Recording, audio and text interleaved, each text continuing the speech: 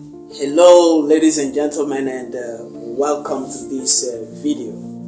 If you are watching me for the first time, I'm Meda Atingbedu, qualified EFL teacher, specialist of teaching method in primary school, and the president of Access Freedom English. Access Freedom English is an institution which is promoting English at the primary level throughout the country for more than 10 years now. If you want to know more about Access Freedom English, you just need to go to YouTube, Facebook, or blog post, and you write Access Freedom English and get more information. In this video, we'll be talking about what we call learning style and how this can translate to the teacher as a teacher in the classroom. So basically, what is learning style? For you, what is learning style?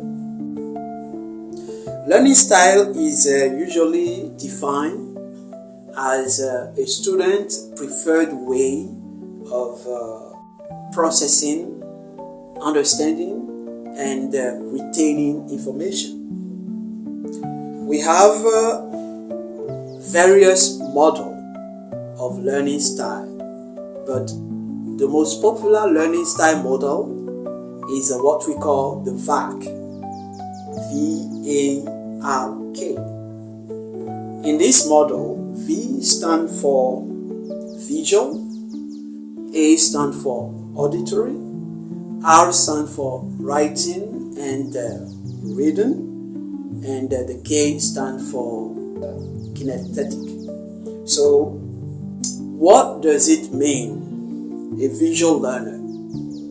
A visual learner is a learner who prefers visual aids like pictures, who prefers charts and diagrams to other documents of learning. For the auditory learner, they prefer sound. And talking about sound, we are talking about listening and speaking.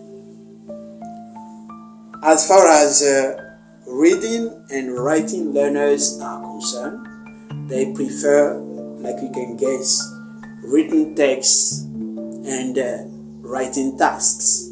For the kinesthetic learners, they like movement. They like moving a lot. There is no kinesthetic learner without movement. But let me tell you this. Visual learners, auditory learners, and kinesthetic learners are more frequent among young learners. In other words, young learners are more visual, are more kinesthetic, they like movement, and they like singing and sound. Now, what does this imply for us as teachers? This implies that as teachers, we should be more flexible, especially when students feel some learning difficulties, when they are experiencing some learning difficulties, because this may mean that their difficulty is not related to themselves, but related to the material that we are using with them as teachers.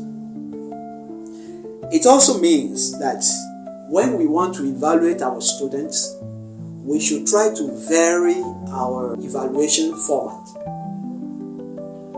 I know that varying evaluation format in our context can be challenging, especially in the context of Benin, because we have limited means, but we should be ready to adapt when an opportunity comes our way. What it further means is that students should get differentiated instruction. Differentiated instruction means that we should vary our instruction style. When you are doing some visual, you also need to do some auditory material. you also need to do some material that involves movement. So teachers, this is what we call learning style, and this is how this can be translated into our classroom as teachers. Thank you for watching.